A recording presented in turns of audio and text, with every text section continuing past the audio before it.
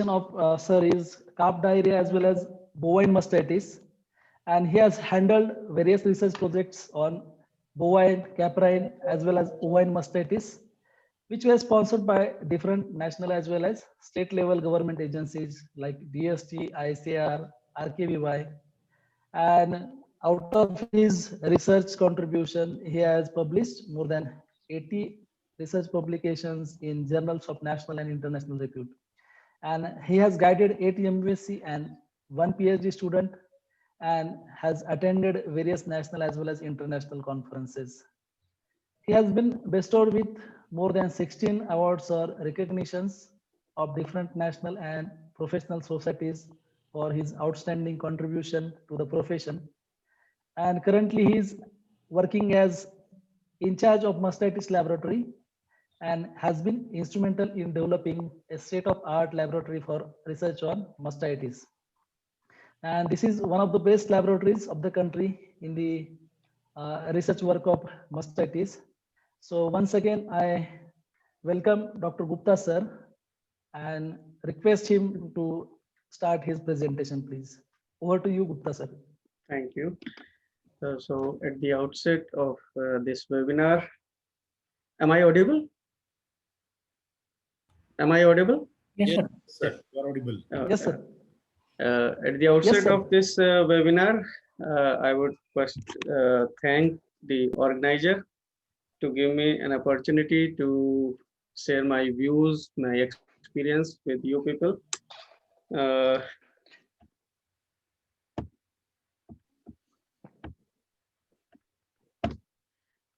We have talked many times about mastitis in bovines, caprine, ovine, but the udder and teat affections, they are, I think, least addressed and sometimes overlooked on the level of livestock owners, farmers, or sometimes on the level of veterinarians also. Until or unless they causes problem and causes mastitis, then only they come into the notice of the owner or the doctors. But some of the problems are, if they are addressed at an early stage, can prevent mastitis, can prevent the milking capacity of animal, and can also prevent huge losses incurring due to these conditions.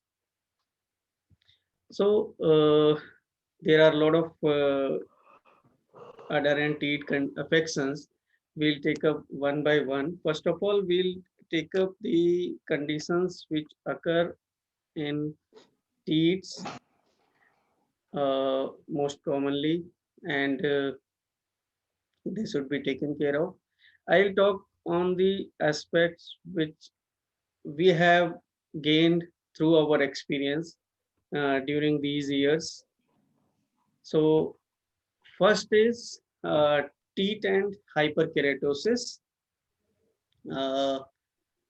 It's a common occurrence in lactating cows, particularly in machine milked cows. We have seen this problem at greater length in our area. Firstly, smooth donut-shaped ring will appear, then it becomes hyperkeratotic, and later on it becomes open lesions. And there is always increased risk of mastitis in such cases. It is multifactorial condition. First is cold weather, that probably due to temperature changes causes ring formation. And exposure of wet teats to cold weather. Similarly, as the lot of water is used for washing and cleaning of udder and teats, then encourage use of teat chemicals. Sometimes the potassium permanganate is used for the washing of teats and udders. If it is used incorrectly, if the solution is thick, then slowly there are chances of ring formation and hyperkeratosis. We have seen one farm, we have visited one farm where they were using potassium permanganate as this this surf, and there was huge number of cases with open teat lesions. Then improper milking machine settings leading to over milking, uh, maybe vacuum pressure may be high or sometimes low, so it should be proper, and regular settings, regular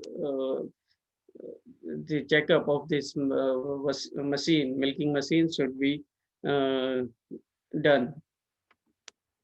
Then inadequate pre-milking cow preparation for milk letdown. Sometimes the cows, they are not well prepared for milking, and the cups, they are attached to the teats, and this may cause hyperkeratosis in due course of time. So we have seen and we have categorized these lesions as no ring, a smooth ring, rough ring, very rough ring, and open lesions.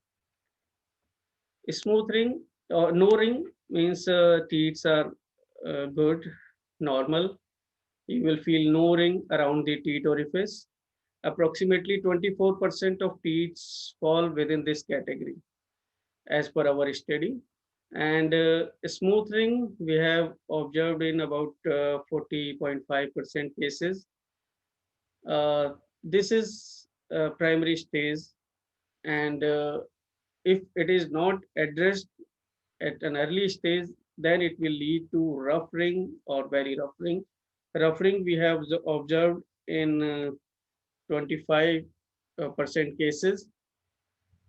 Here you can easily check this with your eyes and with the help of thumb. Then very rough ring, in about 7% cases, we have seen very rough ring and open lesions in 3% cases. These very rough ring and open lesions, they become area for bacteria and germs, and whenever they get chance to enter the teeth, they cause mastitis. So, and there the ability of teeth sphincter to close properly is also lost. So they become susceptible for mastitis. Diagnosis is easy. You can check with your hands or naked eyes. Treatment and prevention include the we have to remove the underlying risk factors, and affected teeth, they generally recover over a period of time, but needs care. And prevention also is directed towards the potential risk factors. So we have to take care of that. Uh, then next is black spot. These lesions, they are sporadic at teeth tip. You will find deep crater-shaped ulcer with a black spot in the center. These most cases, they occur due to excessive vacuum pressure or over milking in teats. The teats, particularly, those are firm, and point ended. Uh, they are most commonly affected. And for this, we can use teat dips with approximately 35% glycerin added to the teat dips. We generally recommend iodophores with glycerin solution, or Whitfield ointments can be used, or 5% copper sulfate can also be used in such cases. Then next condition is teeth chaps or cracks. Teeth cracks, it's a common environmental injury problem when there is dampness or cooler temperatures are there, particularly in our condition. Here in winters when there is rainfall, so there is humidity and temperature is very less, about zero or minus, then these kind of problems can occur. Cracks, it may be linear, it may be horizontal.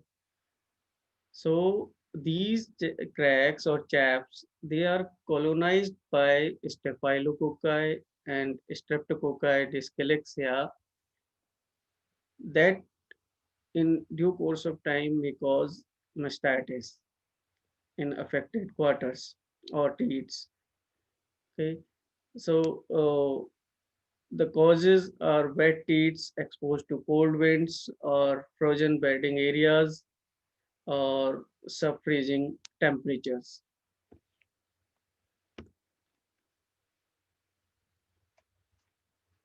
Here you can see some of the pics showing cracks, rough skin, and this is one of the case where severe erosions. This is case of teeth chat.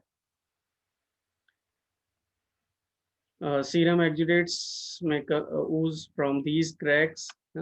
Teats are swollen and discolored, and ultimately they develop a leathery texture like this you can see in this photograph. So to treat or prevent these conditions, ensure dry teat skin and bedding area before allowing cows to housing during cold. And teat tips products, they should have sufficient emollients or softening agents like glycerin or lanolin oil. We strongly recommend our farmers to use, particularly during winter season, these products. Otherwise, they may get such problems, rough skin, and later on it becomes a great problem. Uh, then Thelitis, sorry.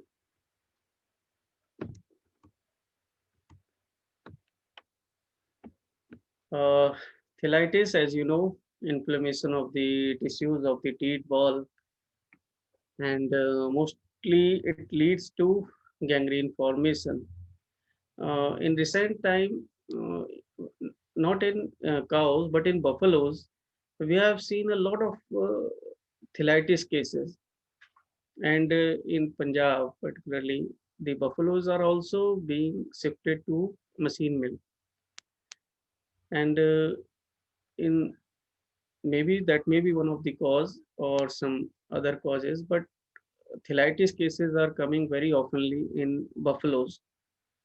Skin is commonly dark red to purple red, uh, and quite thickened, uh, and thickening is there, and sloughing of skin, uh, and these lesions, they are very in, interactable to treatment. With no response of treatment in such cases.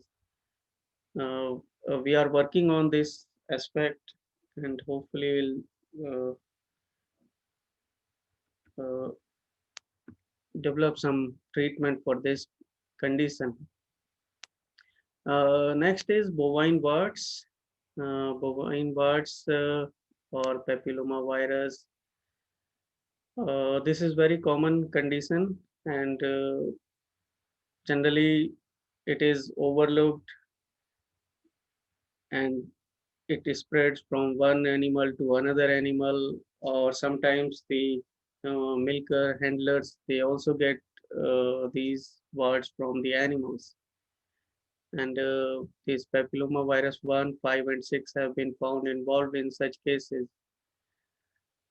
Uh, we have seen these kind of lesions, particularly in hand milk dairy farms, though we have found in machine milk dairy farms also, but in hand milk dairy farms, we have found approximately 8.4% of lesions of these lesions, and they spread by direct or indirect contact.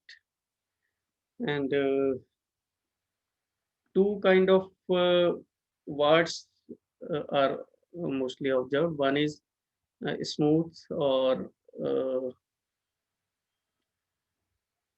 raised warts, and one is and another is filamentous or frond-like lesions, like this you can see, and sometimes they are so severe that it is very much difficult to milk the animal. Uh, and if the cows they are machine milked, then liner slip is very common problem in such cases. So we have to take care of these things. For diagnosis, based on examination, we should examine the teeth and udder skin, and causing other excluding other causes, and we can take biopsy sample for the further diagnosis, confirmatory diagnosis, and we can also isolate the virus from the lesions. Uh, in many instances, if it is uh, smooth, then treatment is not very much required. But still, for the aesthetic purposes, for further spread, for preventing further spread of these lesions, and for preventing lesions to milkmen or for spread, we should give treatment as early as possible. And there are various drugs we have tried, like anthemolene, some of the homeopathic drugs like Thuja, we have tried in these cases, and we have found about 65 to 70% recovery in such cases. And we have also used autogenous vaccines in such cases, and autohemotherapy. Autogenous vaccine, we take 1 or 2 grams of warts and triturate it, formalized it, and then after washing, it is injected in the animal.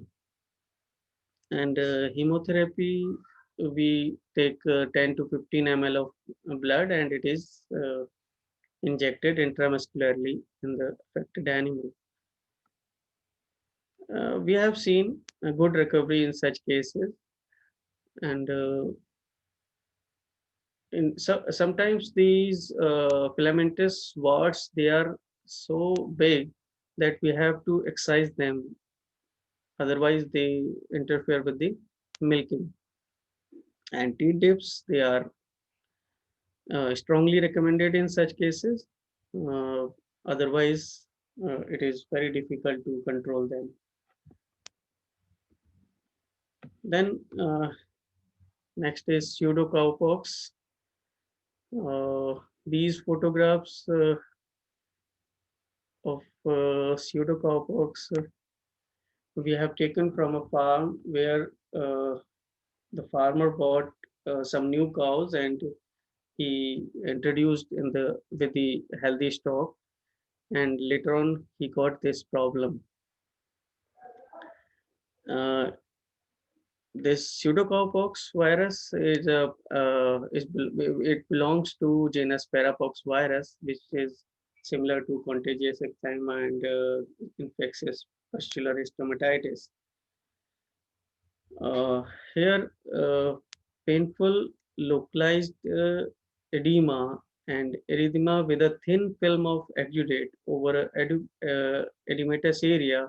You can see in this picture, and later on, these are elevated papules, small dark red scabs, and these scabs they are dried and circinate scabs in the form of ring or horseshoe shape are observed on the skin. This is a very peculiar characteristic of these lesions, ring or horseshoe scabs. Uh, they are painful, and animals show resentment during milking. Uh, and it takes time to remove from the farm. About 6 months to 1 year it may take.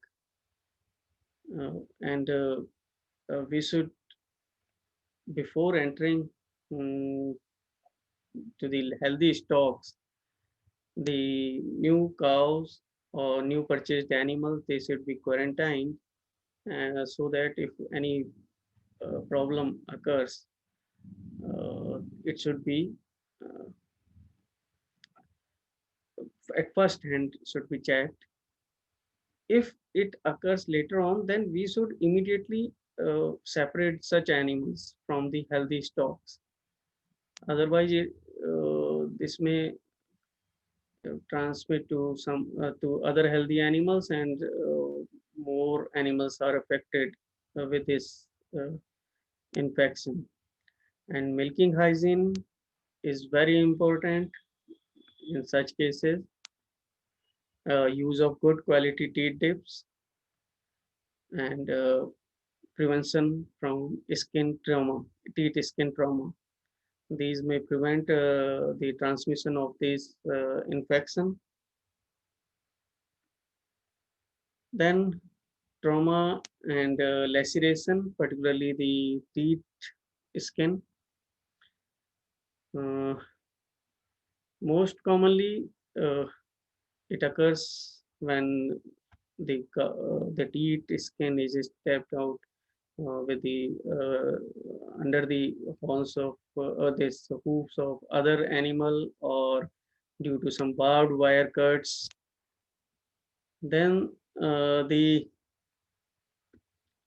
physical dynamics of the teeth plus milking procedure, they may complicate the normal procedure of the healing.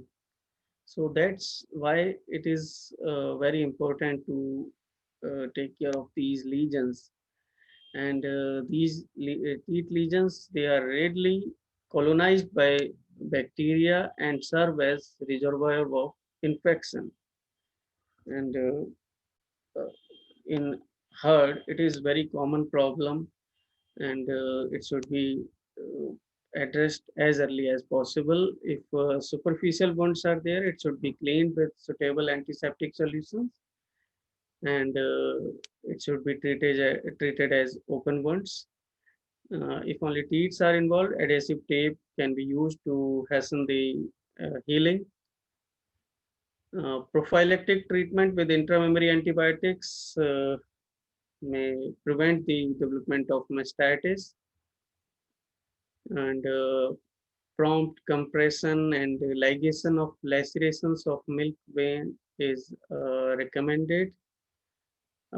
Deeper wounds should be promptly cleansed and sutured under local anesthesia with appropriate restraint of the animal. And when the wound involves the teeth system, it is necessary to insert a self-retaining teat cannula. Otherwise, there will be complete obstruction of the system. Then teat obstruction. Uh, there is marked narrowing of the teat orifice or canal. You can see the picture of a normal teat, ultrasound image of a normal teat. Here, uh, if it is visible, A, this much length, is it visible to you? This A, this much is length is teat canal, and above this it is teat cistern. So teat canal is about 1 centimeter length. Okay. So whenever you examine the animal for uh, this, you can say hard milker for any obstruction, you should always uh, examine this teat canal also. Sometimes you feel you examine the teat cistern and above the base and udder, but you don't examine the teat canal. The problem may be with the teat canal only. Okay, so we should examine this, and we can also take help of the ultrasound if it is available with you. It is very easy to apply. Here we regularly use this ultrasonography in such cases. And in next image you can see the obstruction of the teat canal when it was the patency was done. The milk came out, and when we this advised the teat plug in such case, and the animal was okay within a few days.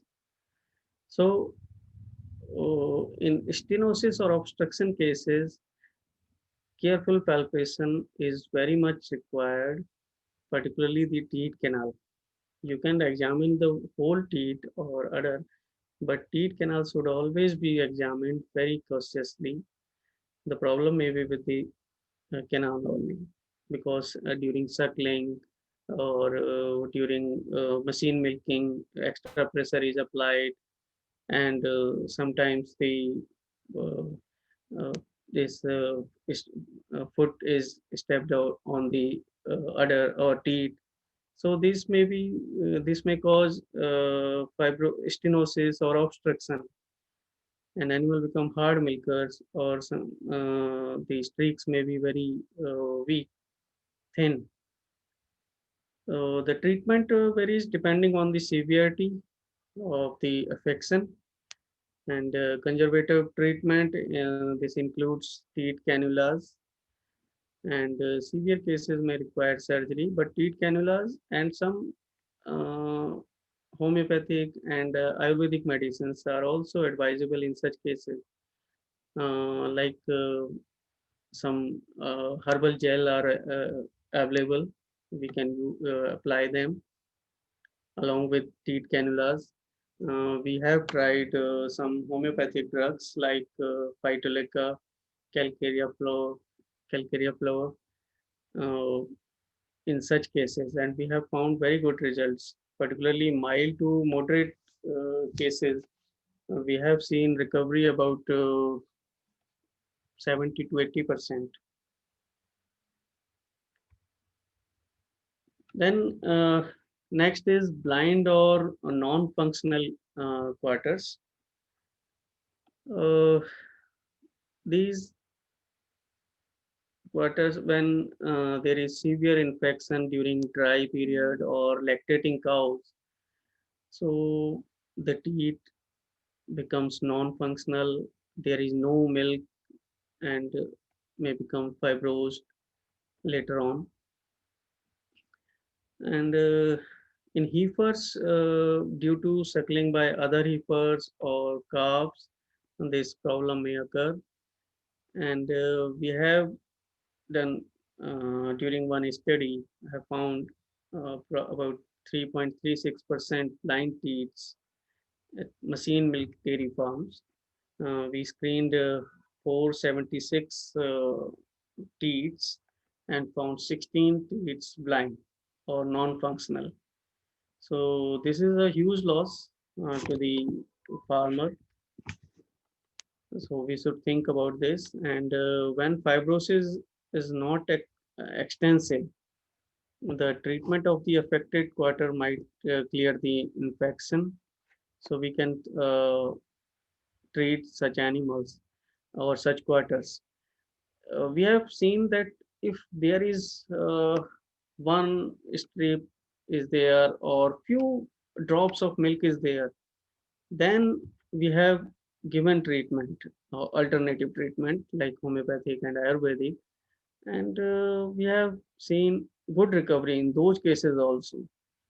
So, but we have to screen out the non-functional quarters and blind quarters first and their stage of severity. Uh, and some of these quarters they milk fairly satisfactorily in the next lactation. Rarely it is congenital, but it may be congenital sometimes. But whatever cases we have seen, they were not congenital and they were acquired. Then some congenital disorders.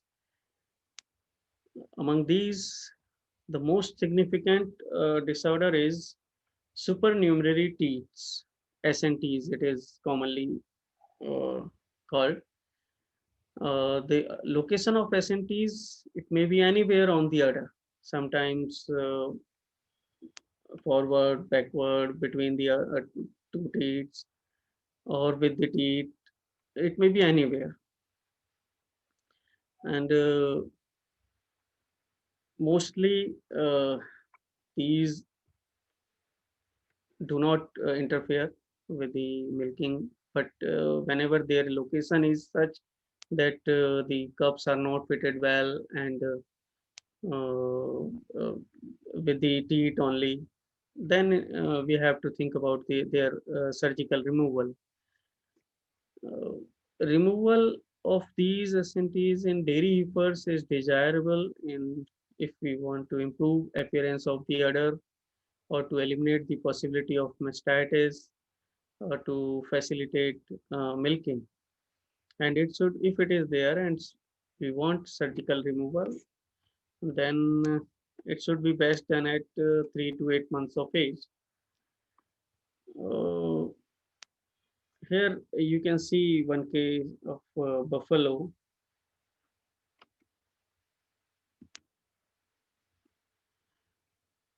It came for dystocia in gynae section.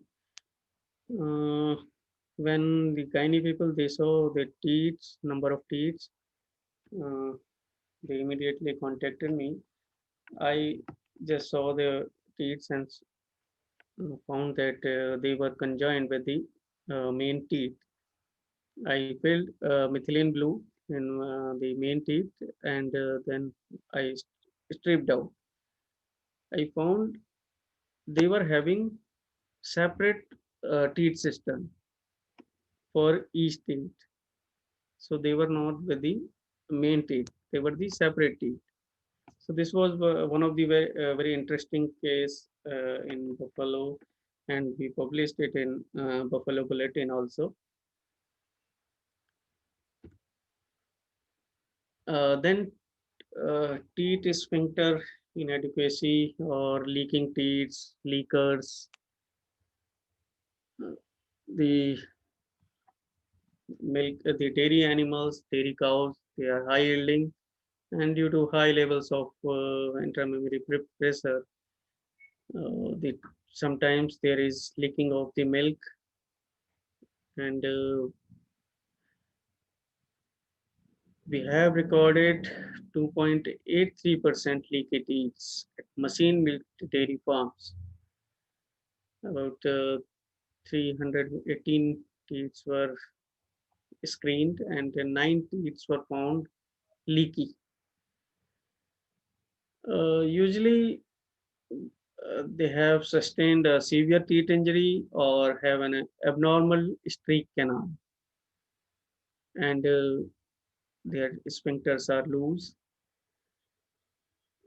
Little can be done in such cases, and mostly develop mastitis because the teeth sphincters, they are not tightly closed, and infection easily enter in these quarters.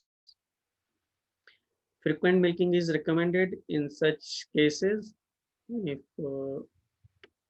and we recommend 4 to 6 times daily, and after that tea tipping is advised after every milking. If these leakers, they are in the herd, they should be designated and should be culled or removed from the herd, or they should be prevented or should not be allowed for breeding. Otherwise, it may be transmitted or it may go further in of progeny. So these leaky teats may be a problem in those animals. Uh, they should be taken care of when you examine animals for mastitis, because the teat and hyperkeratosis and leaky teats, they are very common problems at particularly at machine milk dairy farms. Then we talk about some other lesions, or the lesions which affect both udder and teats. So one is bovine ulcerative mammalitis.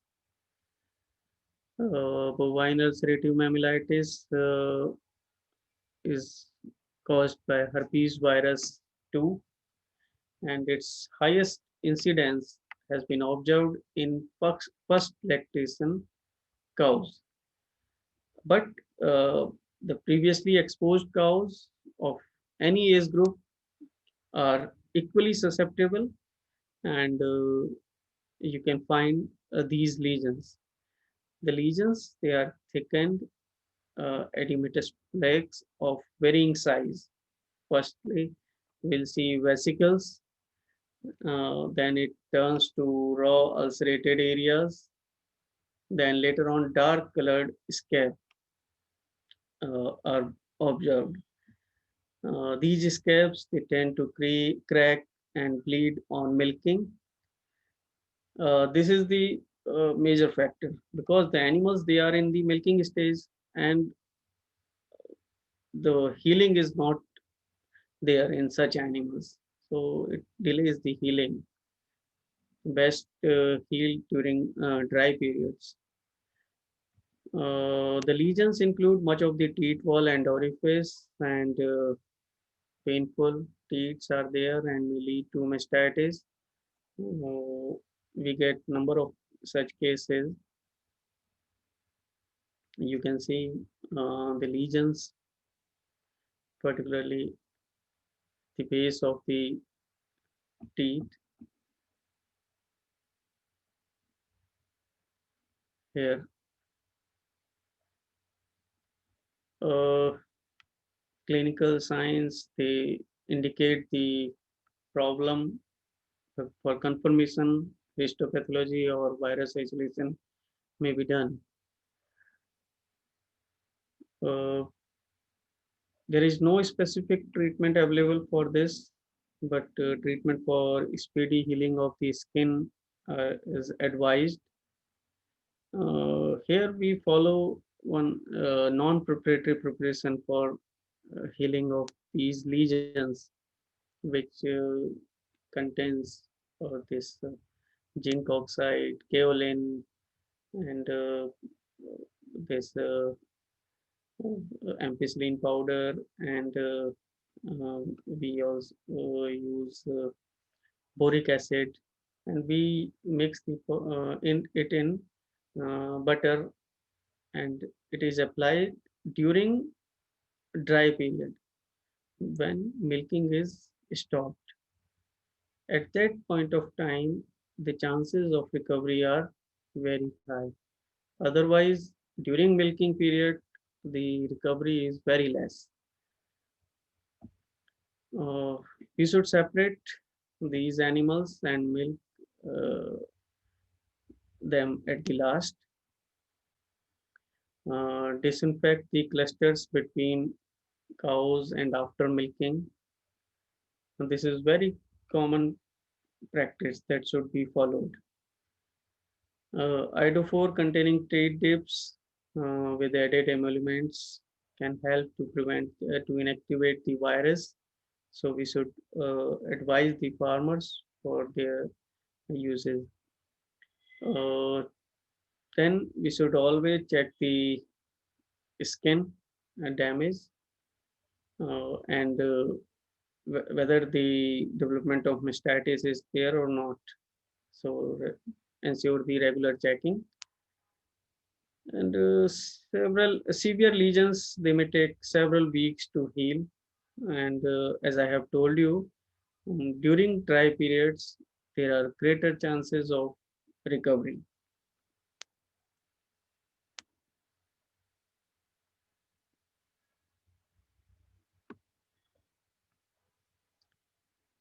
Uh, Sorry.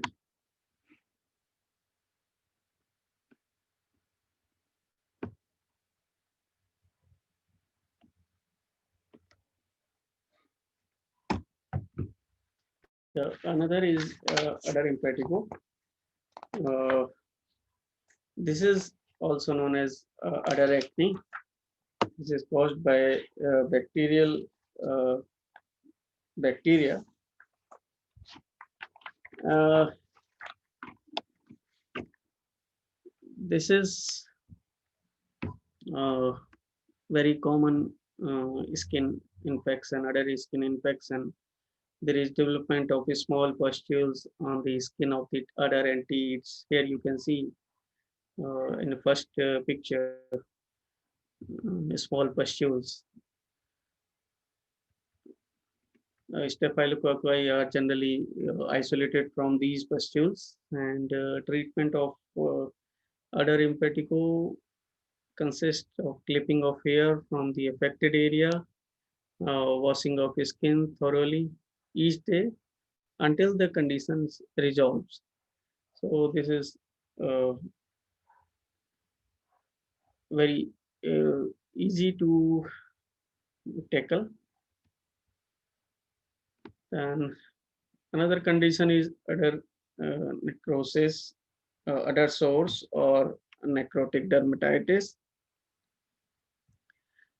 The moist, foul-smelling necrotic lesions in areas of tightly adjacent skin, particularly in heifers.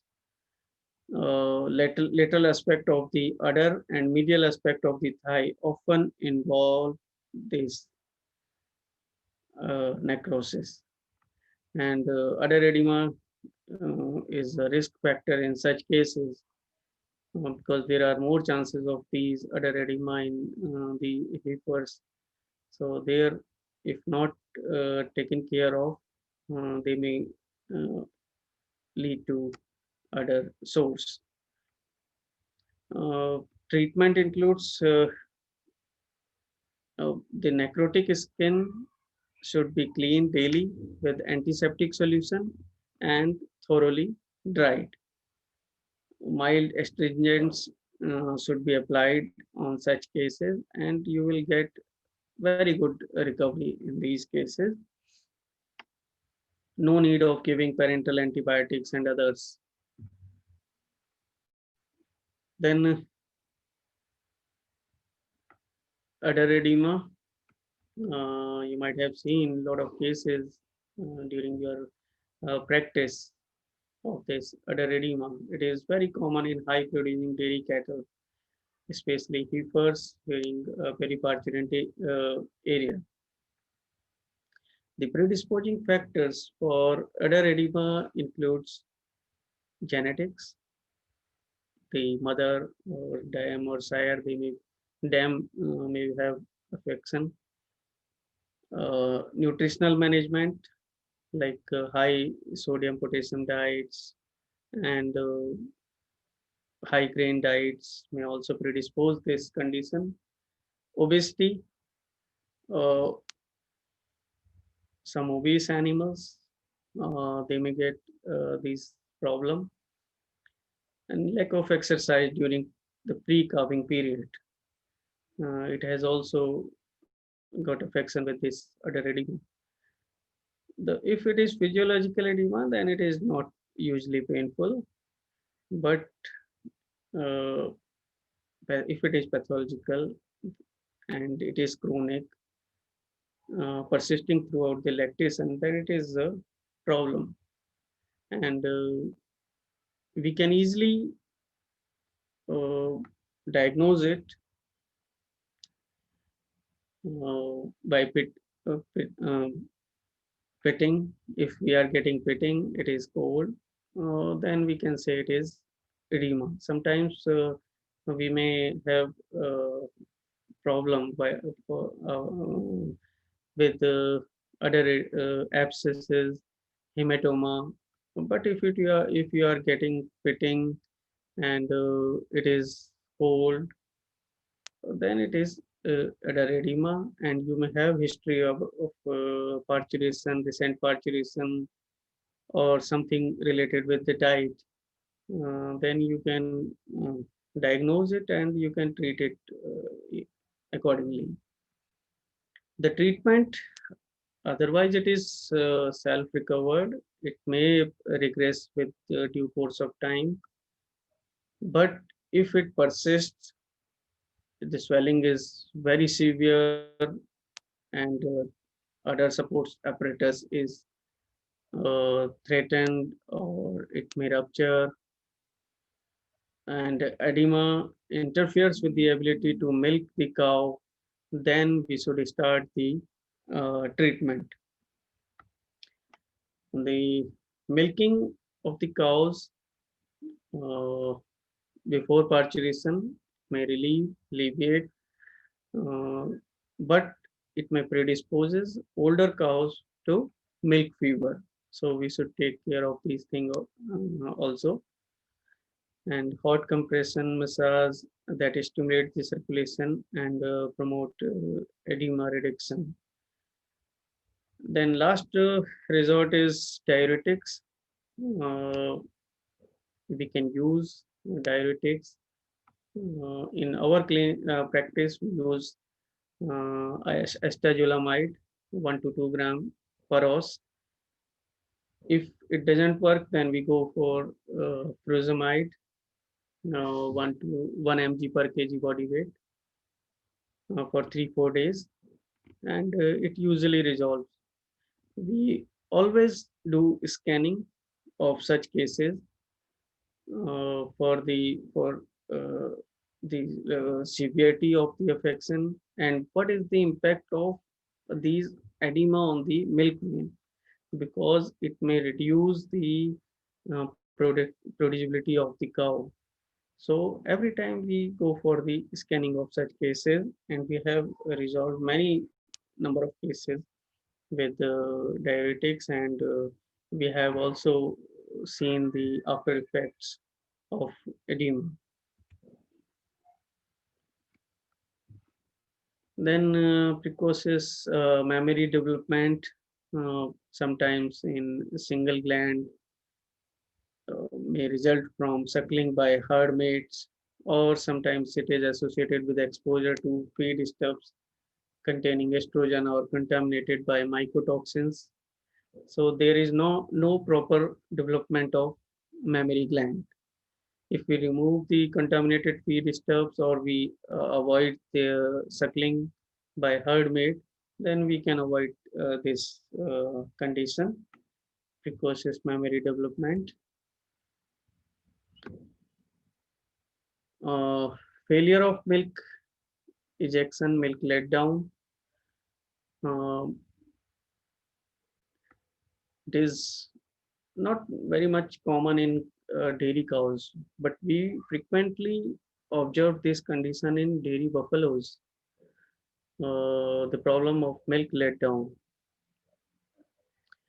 In rare instances, newly calved heifers may experience problems with milk ejections, the fear of handling or unfamiliarity with the milking process are the usual causes that lead to failure of milk letdown. So we should handle animals calmly and gently. We should adequately stimulate the animal before attaching the milking unit or before milking, at least for 20 seconds, or it should be more than 20 seconds. If it is not working, then we can use oxytocin in such cases for milk letdown. And some of the herbal preparations are also available. One homeopathic medicine is also there for such cases.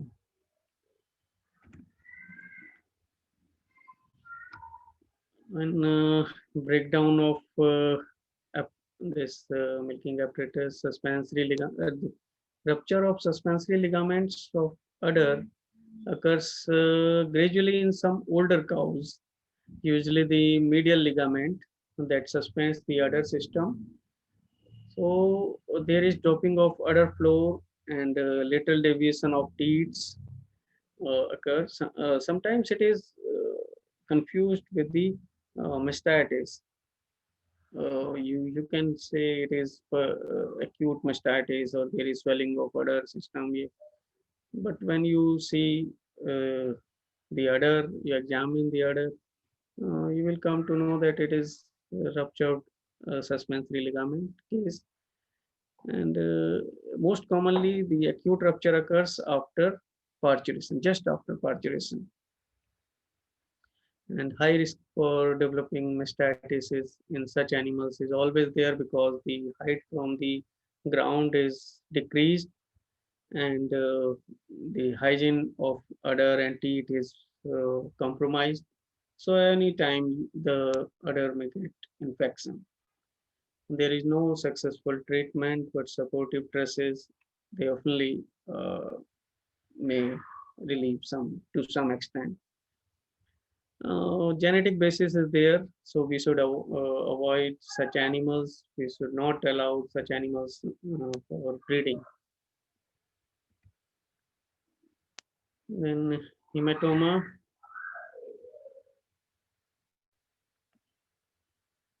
Sorry.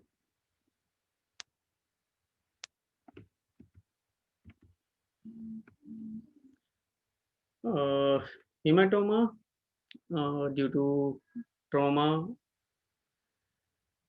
particularly in when the animals they are reared in inadequate area or housing. So there is result in contusion and hematomas of the udder. And they usually appear as a soft tissue swelling located anterior to the foreudder or caudodorsal to the rear udder. It is sometimes become difficult to differentiate from abscesses. And this we can diagnose with the help of ultrasonography, or if you have uh, any doubt, you can aspirate. But sometimes aspiration in hematomas may be very difficult to tackle. The bleeding may occur and it may be dread, dreadful to the animal's life. So we should be very cautious. But with the help of ultrasonography, we can diagnose it very easily. In severe hematomas, they can result in anemia if not treated well in time. In most instances, the hematomas resolve following pressure wraps and rest. They should not be incised or drained until they are infected, and the milking should be done cautiously during the recovery period, uh, and the animals should be at rest for some time. Uh, Otherwise, there may be some more blood loss. If it continue to enlarge, should be considered emergency because of the possibility of excessive blood loss, and shock condition may occur in such an cases. So we should take care of these things. Then other abscesses, as I have told you, we can get confusion with the hematomas. The subacute abscesses of the udder, not involving the milk producing tissues. It may develop between the skin and supportive connecting tissues of the udder. Uh, it may be secondary to wounds, advanced mastitis, infected hematomas, or severe contusions. We can diagnose by needle aspiration. Uh, Recently, we found one case with udder abscess. We aspirated the abscess and we found thick pus from the abscess. It was scanned ultrasonographically, and we diagnose it, and then we aspirate the lesion. It should be incised and drained when they are chronic, and wounds should be flushed daily with the antiseptic solution until complete healing is there.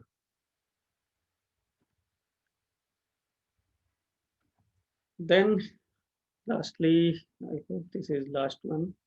Uh, Blood in milk.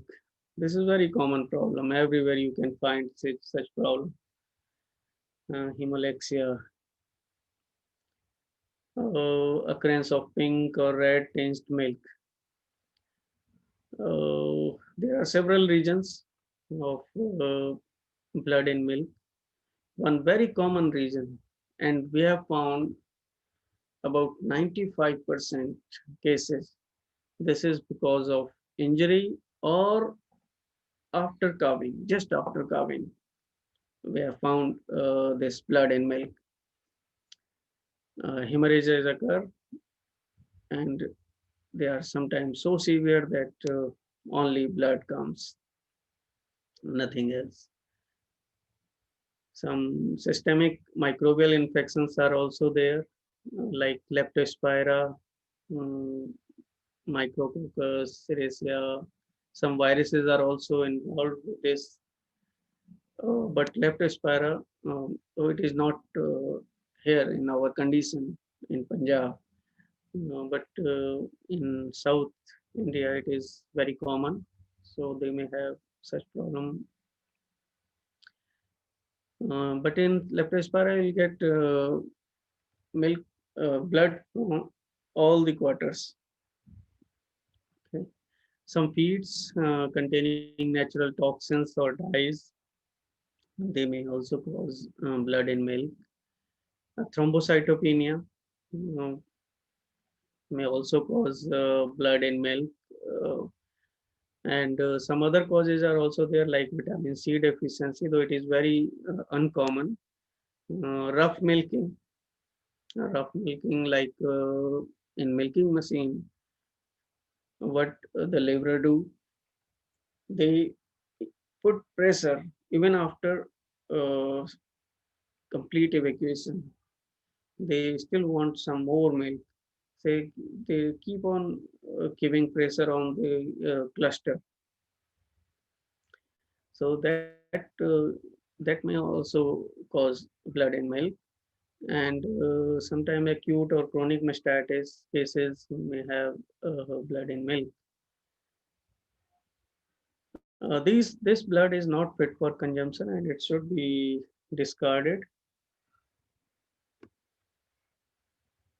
Uh, in most cases, it resolves without treatment, particularly the cases in which it comes just after parturition, or there is some injury due to uh, injury with the other herd mate.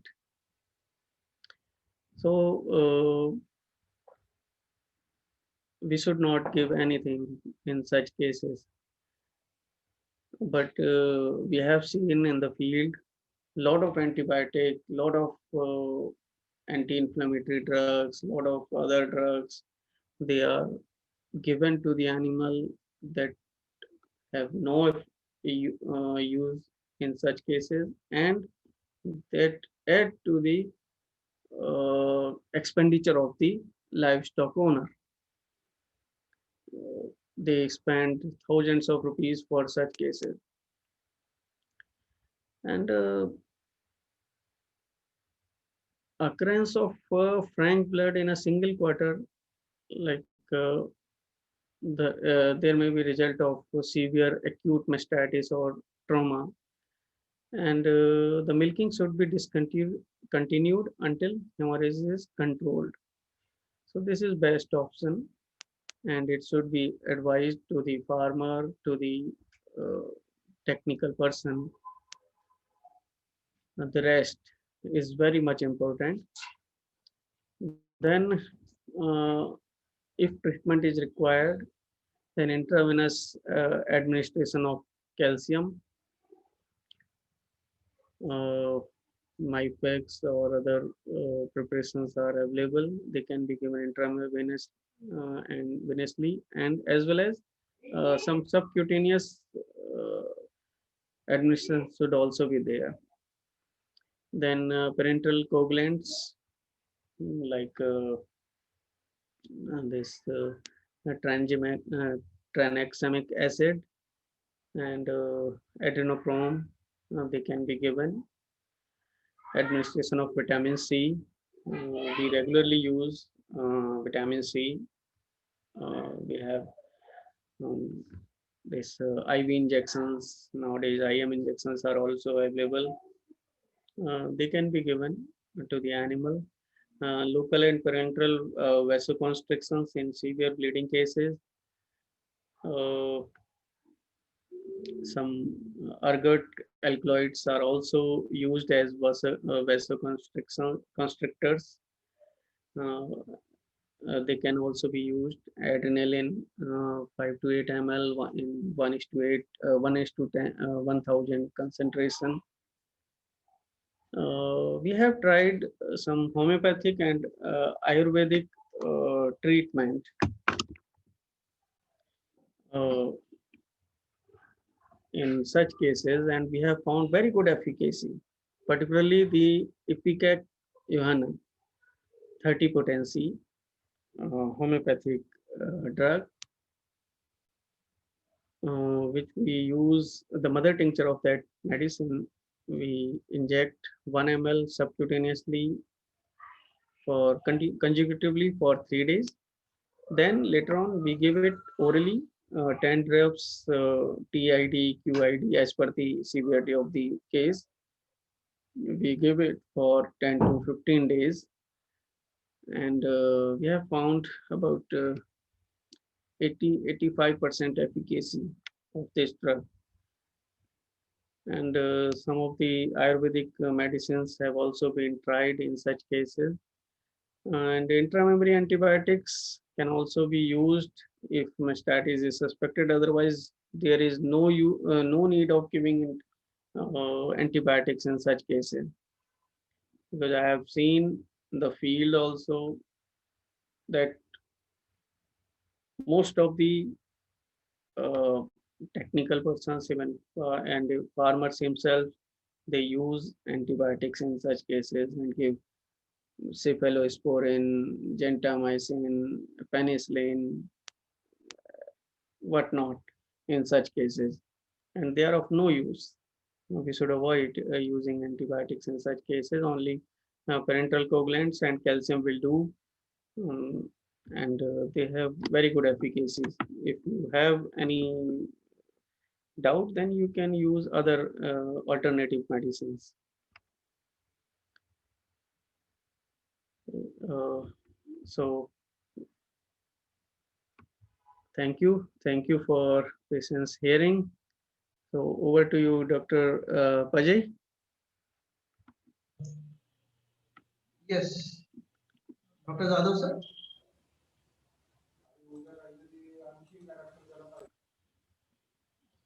Dr. Jadhav sir.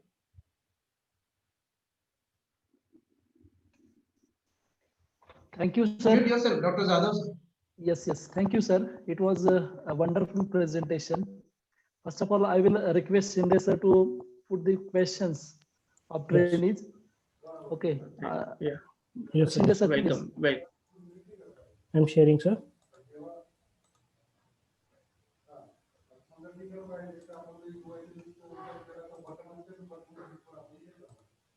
yeah, I can see on the Yes, sir.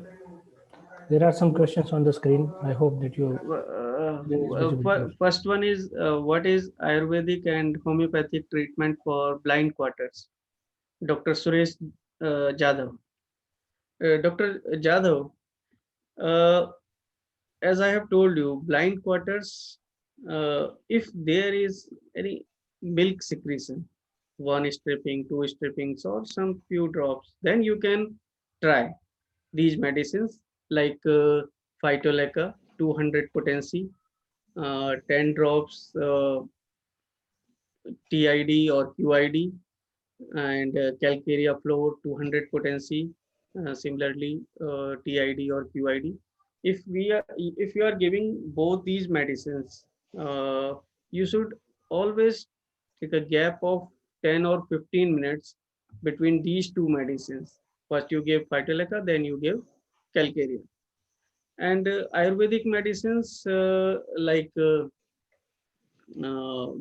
Ayurvedic preparations are available in the field, like Mastilab gel, this Healant and other things. If you want to use your uh, preparation, you can make with the help of haldi, aloe vera, and neem extract, neem leaves. By mixing these preparations, you can apply. We have also tried this neem twigs. You can say this जहाँ पर पत्तियां लगी होती हैं नीम की, उसको साफ करके एक स्मूथ ट्विग बन जाती है. That twig is mixed with this haldi and cow ghee. We apply this preparation on the twig and then we insert in the this teats. Whatever fibrosis is at the level of teat canal or teat cistern, it resolves, and we have found very good efficacy in such cases. I think you will be satisfied with the answer, or if you have any query, you can ask me later on. Then next question is, if milking is hard due to stenosis of udder or teat opening, what is the treatment we should adopt? Uh, in teat stenosis cases, we should always go with the teat plug. Teat plug, but the farmer should always be advised that strict hygiene should be measured, should be taken while applying teat plugs, and he should always be having 2 or 3 teat plugs, uh, and at one time he should use one, and another time he should use next. So and you can also apply the same homeopathic and Ayurvedic medicines which I have told you earlier, along with teat plug. Then next is what is treatment of fibrotic nodule inside teat orifice? I think this is one is the same as above. We can use teat plug along with these medicines. And how much injectable ascorbic acid can be given to animals suffering from hemoglyxia? Hemoglyxia. Uh, we can use 50 ml to 50 to 100 ml of ascorbic acid injection. If it is buffalo, we can use up to 100 ml. If it is cow, of around 3 to 350 kg, then 50 ml of ascorbic acid. It contains about 2.5 gram of ascorbic acid that can be used in hemolexia cases. Is there any other question? No, sir. Yes.